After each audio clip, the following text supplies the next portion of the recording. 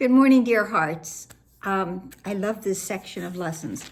And as I was going through it, and we will find that in today's lesson, so many of the lessons we've just had and those from at this point long ago, all weave into today's lesson. I kind of feel that this particular section that we're in now, remember, this is the last section of lessons for part 1 of the workbook. We will be going into part 2 sooner than we think, truthfully. But it feels like this section of lessons is almost like a master class. It weaves together everything that we have already had, and it's really bringing home to us this truth, the truth of who we are and the truth of why we must finally accept the fact that we are indeed as God created us. One of my faves, right? So please subscribe. I don't know if I said that, and thank you if you have. So lesson 188, the peace of God is shining in me now. I've also used the word the light. The light of God is shining in me now, because this lesson does speak of both the peace and the light, which are a part of us, to be sure. Why wait for heaven? That's how this lesson begins. Why wait for heaven? And we don't have to, because we actually know that heaven is here. Those who seek the light are merely covering their eyes. The light is in them now. Enlightenment is but a recognition and not a change at all, which is so important for us to realize. We are already enlightened. The light is in us now. The peace of God is shining in us now. Light is not of the world, yet you who bear the light in you are alien here as well. We just had a lesson. I will be still a moment and go home, because everyone who is here realizes this is not their home, and at one point or another they feel as though they too are an alien. The light came with you from your native home, from heaven, and stayed with you because it is your own. It is the only thing you bring with you, and from him who is your source, we bring the light from God here. Lesson long time ago, I am the light of the world. It shines in you because it lights your home and leads you back to where it came from, and you are at home. Long time ago, there was Oman and Shanti who used this particular first paragraph in one of their songs. Beautiful. The light cannot be lost. It is, and yes, this is also poetic. Why wait to find it in the future, or believe it has been lost already or was never there? It can so easily be looked upon that arguments which prove it is not there become ridiculous.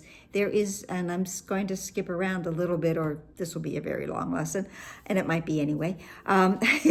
Who can deny the presence of what beholds in him? I am as God created me. It is not difficult to look within, for there all vision starts. There is no sight, be it of dreams or of a truer source, that is not from the shadow of the seen through inward vision. Everything that we see here, okay, everything that we look upon in this ephemeral world is, even if it is the mirror of heaven, is surrounded in shadows and is not as bright as it is in heaven.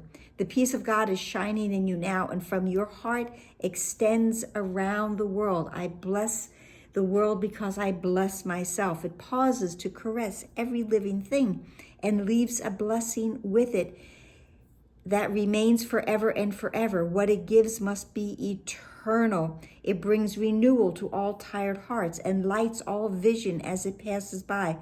All of its gifts are given. I have been entrusted with the gifts of God, and everyone unites in giving thanks to you who give and you who have received. Giving and receiving are one in truth, and I give all the miracles that I have received. The shining in your mind reminds the world of what it has forgotten, and the world restores the memory to you as well. From you, salvation radiates with gifts beyond all measure, given and returned. Salvation of the world depends on me, and only God's plan for salvation will work. To you, the giver of the gift, does God himself give thanks. The peace of God can never be contained. who recognizes it within himself must give it. I give the miracles I have received. To give and to receive are one in truth, and the means for giving it are his understanding. He forgives because he recognized the truth in him. The peace of God is shining in you now and in all living things. One of my favorite phrases, and it's mentioned at least 3 times throughout this lesson. I didn't count. Maybe I should have.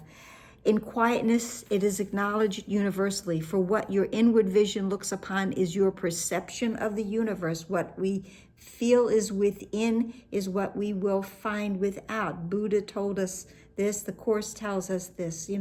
Our perception of the world only comes from our thoughts. Sit quietly and close your eyes. We are beginning that wordless journey again from our introduction to this set of lessons that is woven through it, I believe, every single lesson that we've had so far. This idea, going into wordlessness. We do not need the words in order to find our way home. Close your eyes. The light within you is sufficient. It alone has power to give the gift of sight to you. And let me go back to our first 50 that, God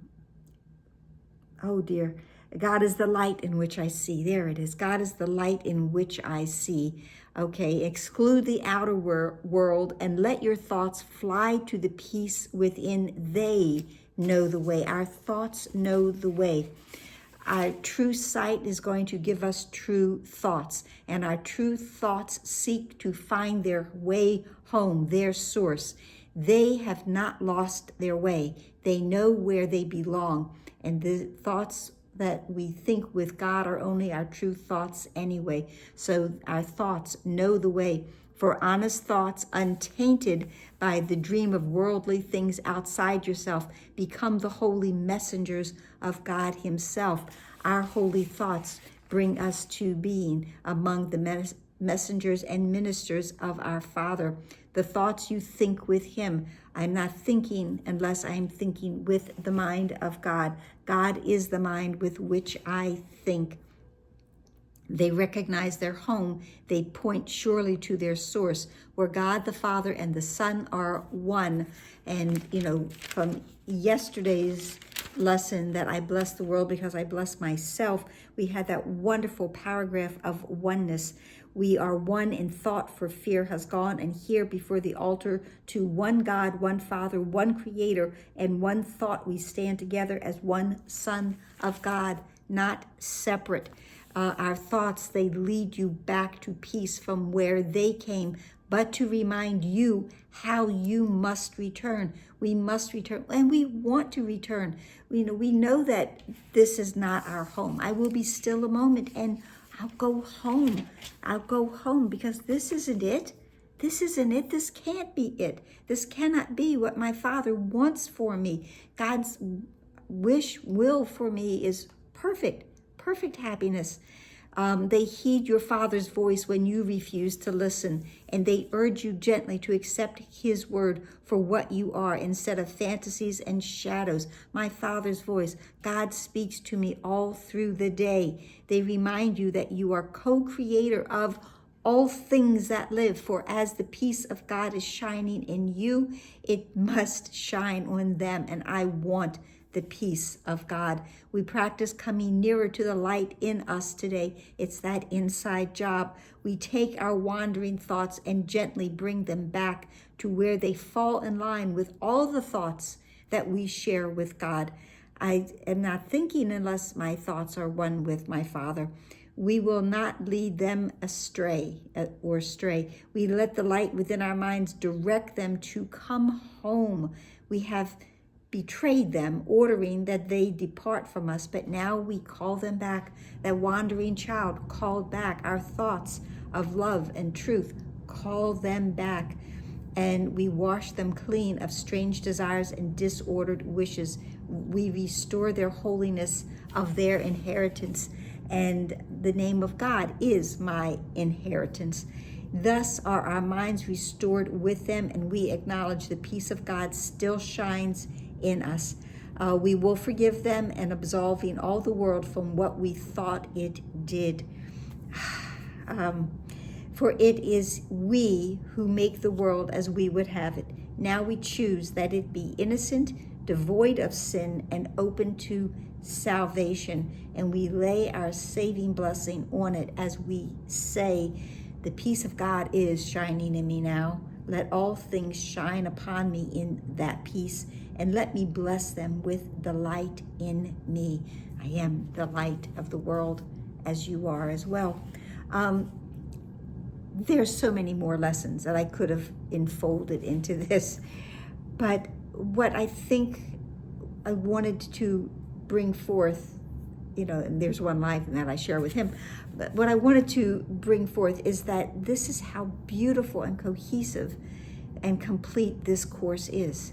And that is why it just feels like these last 20 or so lessons before we go into our final review are really bringing us together into the love and the peace and the awareness of our truth, and that where we truly belong. And that's it for today. I hope it helped. Please like, please share, please subscribe, please comment, please smile for our joint homecoming. And please be here tomorrow and pray that these thoughts will bless every mind. This tired world needs them. Namaste.